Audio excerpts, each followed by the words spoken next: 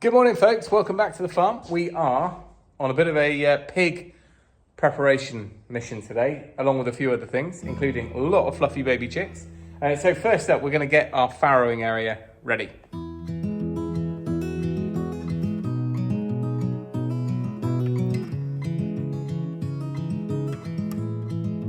Now, being the sensible person that I am, we've managed to get all three of our sows pregnant at exactly the same time. So within a week or so of each other, they're all going to be farrowing, which is, it's going to be fun. What we want to do is bring them all in so we've got access to heat lamps and a bit more control. Obviously, we have farrowed outside with mixed results. Normally we use a stable, which one of the sows is going to be in, but for now, we need to make this area into two areas. So I pulled out a 12-foot gate from the yard, a couple of brackets which I had. So we are just playing around with it. I think we're good to go. So I'm going to hang the top one on. Bottom one's fixed in here. That'll mean this will be split. It's exactly the width of the gate, which is always nice when that happens. Obviously, this is designed for dairy cows, yesteryear. But what we're going to do is put a creep area on this side, I think. We've got some hay feeders, ring feeders, which will be where the piglets can get away to with heat lamps, which we can drop from the purlin, or over that side at least. So that's this morning's plan. If you think it's all gates and bolting, you'll be wrong, because later on in this video, we've got 60 new arrivals.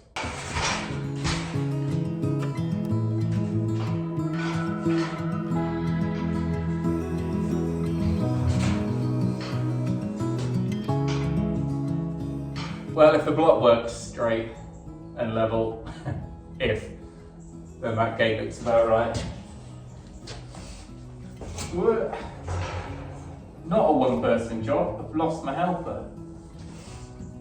So let's get height first.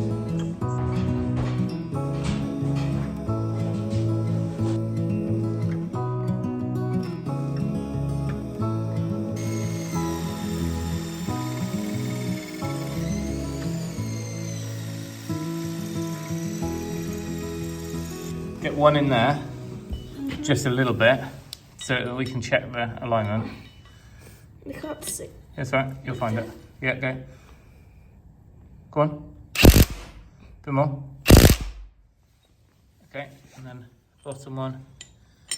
Come off and check the... Oh, I might have got them off. No, they're going to go. Get the bottom one in a few threads.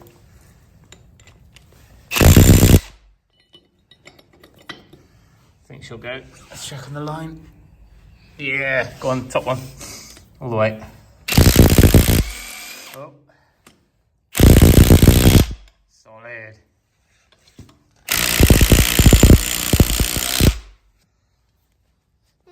Little tweak, little nip them up a little bit. Yeah, nice. Yep. Okay. You come and guide them on. The bottom one might be a problem, so we might have to angle the gate up a bit. Hang on. Do you think that bottom one's going to go, or is it too far?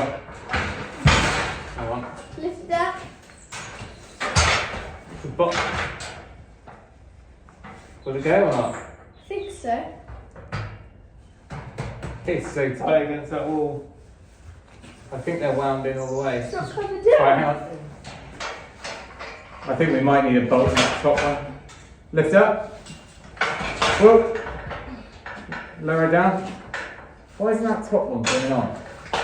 Oh, there we go. No, I think we did need a bolt in that top end. Right, are we clear of the wall? Will that swing or not? No.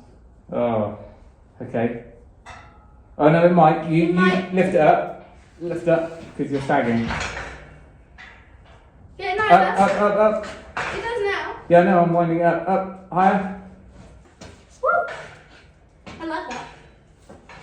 Wait, what is it? That is a good result. It sits nicely against there. I do need a top bolt, otherwise that's just going to keep turning. But that's going to hinge fine. The only issue is there's a piglet-sized gap there, so we need to put a board or hurdle or something against there. And the other thing we want to do is make sure, just with pigs really, but these pins here, obviously you could put these in upside down, but the other option, which is far easier, is to put a pin through there to make sure the pigs can't get under. Otherwise they get their nose under and they just lift it over. And obviously if you've got young pigs around, they're just going to get squished. All right, the benefit of having a big house build on the go is there's hardware just about everywhere. It's a bit overkill, but I've drilled through. Actually, I've literally drilled through the wall, which wasn't the plan. But they are hollow blocks, 6-inch blocks, but they have been backfilled, so got a good anchor point. So I'm going to fire that one in there, and we'll be good. All right, we're on. We'll call that a success. Always good to make use of what you got, and look at that for a fit. Snug. What I might do, because there's a drop bolt on this, because it was from a pair of gates, I might just drill a hole. It's probably the easiest way of doing that. So, the question is, can we get a big pig through there without having to lift it on and off? I think we'll get around. Yeah, they'll do anything for food. Get around there. It's quite nice actually, because you could use this to move them into the corner whilst you muck out or whatever. Right, so that is maternity ward 1 and 2 done. As promised, new arrivals. My folks are up for the day and happen to be passing the hatchery we use, so or the supplier we use. So they picked up our chicks for it. So this is this year's chicks. There are 60. I think we asked for 50, but the 60 or so hatched, so we took them all. And they're in here just for now until this afternoon when I can get a bit more time to sort out a larger brooder. But I wasn't expecting until next week, so little surprise. I think we're all set for pig relocation. So I'm going to feed the cows a little bit of something to keep them out of the way. There we go. Matilda, Miss Honey.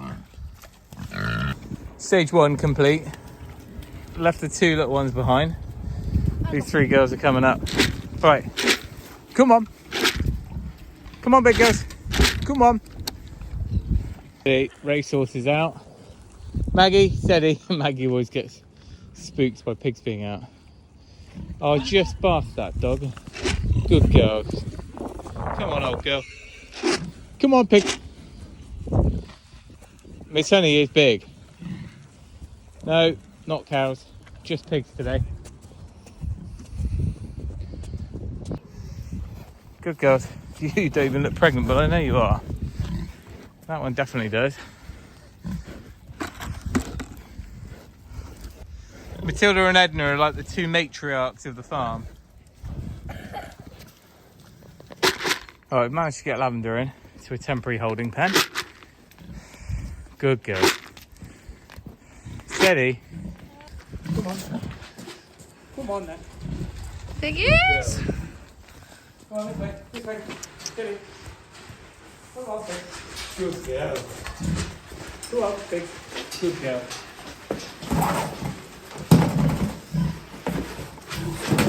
Come on. Yeah. Remember, Good girl. Come on.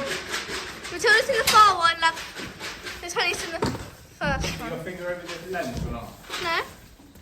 Good girl.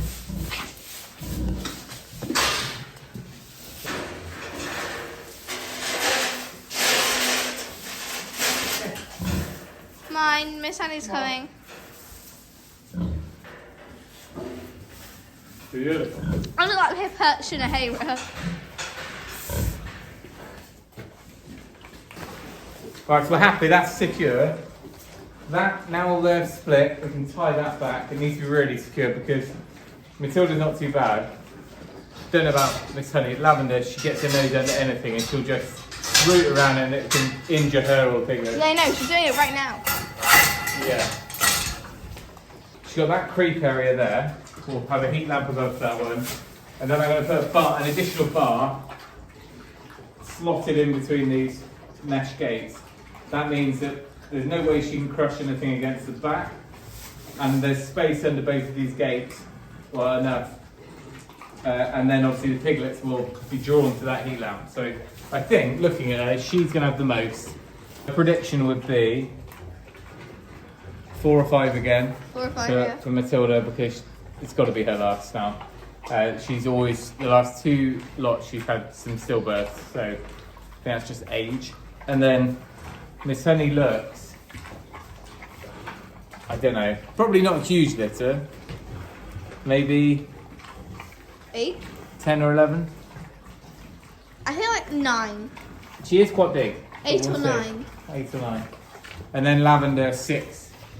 Just down here. We'll put her in the stable in a minute, Oh, so there's she's got Harry. more space. Oh yeah. So Lavender never looks in pig, but, No, but she she is. always. Well, that looks quite organised.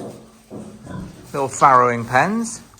So apart from Lavender, who we need to set up elsewhere, hopefully we can teach these girls to keep that side dry bedding near where their creep areas are for the piglets, and then feed water pooping up here, because then it's easier to keep it clean. And obviously we've got the runoff down here, but we'll just try and clean up once a day.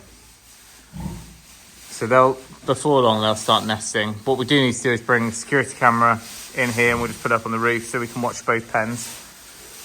Oh, look, I knew she'd do that. What did I say she'd do? She's going to start making a nest up here. Might be a dummy run. I'll just keep moving their nest back until they give in.